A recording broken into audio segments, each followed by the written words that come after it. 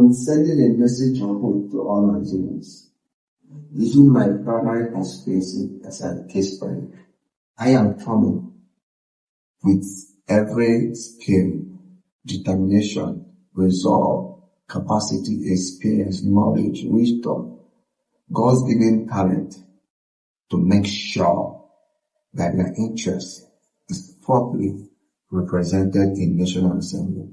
That my time, as if it is their wish to send me to National Assembly, will be remarkable in the fact that the shoe I will leave, that nobody that is not self-first can be able to match in the shoe, because I am going to bring the real dividends of democracy to the people. Spanning from my responsibilities and functions as a legislator, as a lawmaker, I will ensure that the laws that will make the National Assembly and laws that will touch their line directly and positively.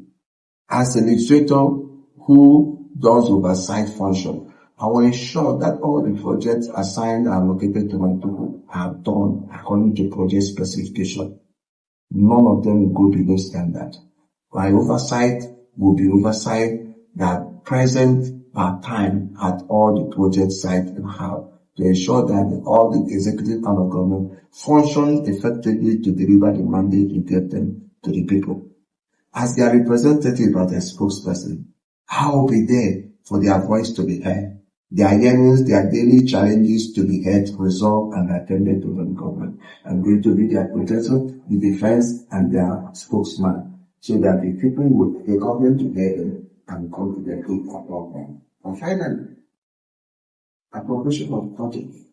And ensure that the budget that government appropriates marketable are the budgets that will be translated to their own welfare and well-being, so that their life will be better in our own time. Thank you very much.